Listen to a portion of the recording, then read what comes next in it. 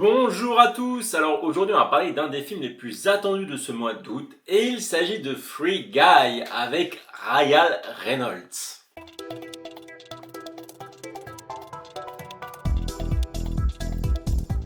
Alors c'est une réalisation du Canadien Sean Levy qui a une filmographie plutôt bien garnie avec des styles variés. Ça va de la comédie avec un film comme Nuit au musée jusqu'à la science-fiction avec le film Real Steam.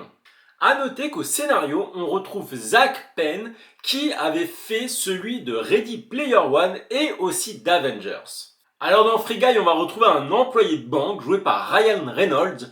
Alors il fait sa petite vie, son petit quotidien, et en fait on va découvrir qu'il n'est qu'un personnage de jeu vidéo, mais il n'est pas un personnage principal, c'est ce qu'on appelle un PNJ. Mais seulement, il en a marre d'être relégué au second rôle et va vouloir prendre sa destinée en main.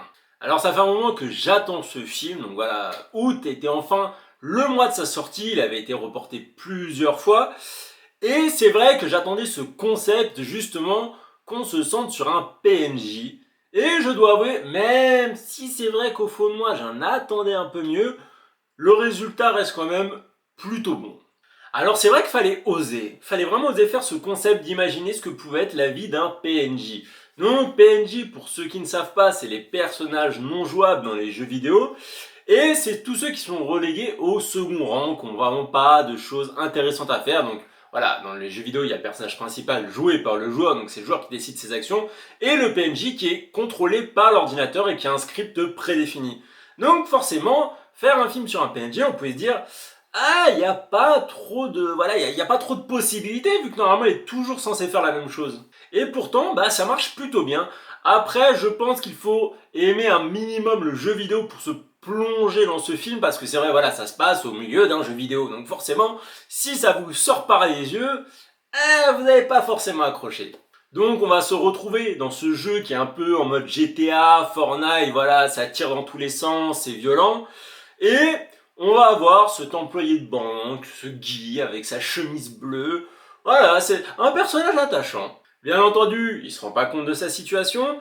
Et bon, la mise en introduction, c'est vrai, elle est un peu fouillie, je trouve. On arrive, on comprend pas vraiment où on est, ça tire dans tous les sens. C'est vrai que par la suite, ça va un peu plus s'éclaircir. Et après, quand rapidement on a compris le constat, ça va être beaucoup plus amusant. Et c'est vrai que c'est quand même notable de faire un film sur un type qui habituellement est en décor. Et tout va basculer justement quand Guy va vouloir prendre sa vie en main. C'est vraiment le moment où ça devient intéressant. Avant, voilà, c'était plus de la description, c'était marrant de le voir évoluer. Mais là, voilà, les choses passent à l'action. Et au début, en tout cas d'un point de vue purement technique, j'étais assez sceptique de là où allait le film en me disant non mais bon ça reste un PNJ, quand on connaît un peu les jeux vidéo, comment est-ce que c'est possible qu'il réagisse comme ça. Voilà, il y a différentes choses qui me faisaient que j'étais un peu sceptique. Et pourtant, je trouve que le film, sur ce point en tout cas, arrive très bien à se retourner. Et encore mieux, il ouvre une possibilité d'évolution du film. Il ouvre vraiment la porte en grand. Ça fait qu'il y a beaucoup de choses qui sont possibles par la suite. Et honnêtement, c'est pas tout le temps qu'une comédie a un scénario qui essaye d'être profond. En tout cas, le scénario va aborder la thématique du libre arbitre, ce qui n'est pas rien quand même. On a toute la problématique de ce Guy qui est censé avoir un déroulé X, voilà, décidé par l'ordinateur. Il se lève, il regarde son poisson rouge, il va manger il prend son cappuccino, enfin son truc double latte. Voilà, il est censé faire ça tous les jours et un jour il dit, les gars, je veux plus être X, je veux plus faire X, je veux plus faire machin. Un jour je veux plus le double latte, moi je veux un cappuccino. Et après le cappuccino, je veux faire autre chose. Et voilà, ça part de là et la capacité à quelqu'un de décider ce qu'il peut faire de lui. Bon, certes, ça concerne un personnage de jeu vidéo, mais je pense qu'on peut quand même élargir un peu le sujet. Alors certes, l'allégorie, elle n'est pas super subtile, on va pas se mentir, mais bon, j'étais quand même plutôt agréablement surpris pour une comédie, même une comédie plutôt d'action, comment ce sujet était traité et ça a fait plutôt bien. Bon, après, on va pas se mentir, le fait que j'ai bien aimé comment la thématique était prise en compte, ça va pas cacher le fait qu'il y a énormément de facilité scénaristique, il y en a beaucoup trop, malheureusement. Et c'est vrai que quand on prend vraiment, mais vraiment du recul, il y a certains passages qui peuvent sembler un peu bancals, Surtout quand on s'y connaît un peu en termes informatiques, on dit mais attends, je ne vais pas vous spoil. Et voilà, c'est d'autant plus dommage d'avoir trouvé une bonne thématique, de bien l'exploiter, mais quand il s'agit vraiment de pousser la trame, bah tomber dans des facilités comme ça. Et pour rien arranger, il y a certains passages qui sont assez lourds dans leur traitement. Je trouve qu'on insistait beaucoup sur certaines choses qu'ils ne nécessitaient pas forcément. Bon, rassurez-vous, ça ne nous empêche pas de bien rigoler parce que, on va pas se mentir, le contenu est vraiment fun. Il peut arriver n'importe quoi, on est dans un jeu de monde vidéo, donc forcément il n'y a pas de limite avec tout ce qui est mort, tout ce qui est voilà, les lois de la physique, etc. Il peut y avoir des petites dingueries.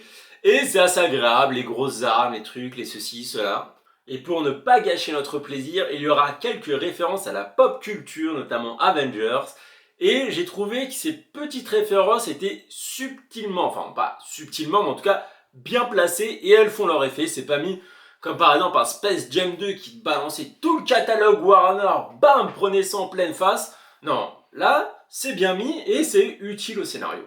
Après, je vous cache pas que c'est vrai qu'avoir Ryan Reynolds en acteur principal, c'est quand même gage de qualité. C'est un acteur qui aime faire des personnages assez décalés, assez atypiques, et c'est vrai que ça lui va plutôt bien.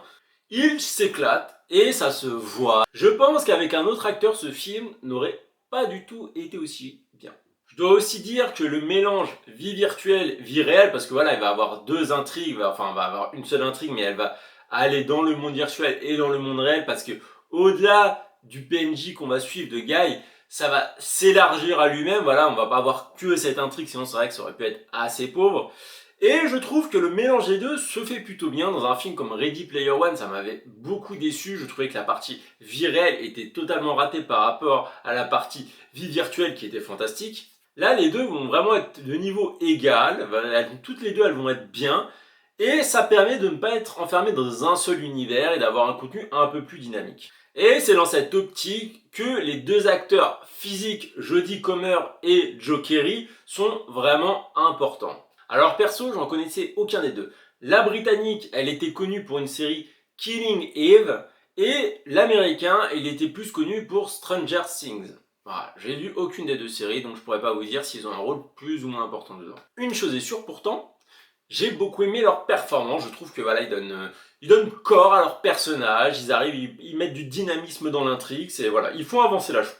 Malheureusement, dans le monde réel, tout n'est pas à ce niveau et on retrouve, comme je vous ai dit, des côtés un peu lourds. Donc voilà, ils sont traités dans le monde virtuel de manière un peu lourde, dans le monde réel aussi, notamment avec le personnage du grand méchant. Celui-ci, il est joué par le réalisateur qui est acteur à ses heures perdues, Taika Waititi. Alors c'est un très bon réalisateur. Quand il se met dans ses films en rôle secondaire, ça va, mais là, ah non. Et en fait, il en fait beaucoup trop dans son personnage. Son personnage est un peu trop exubérant. Et honnêtement, ça va que c'est une comédie, donc ça peut passer à la rigueur.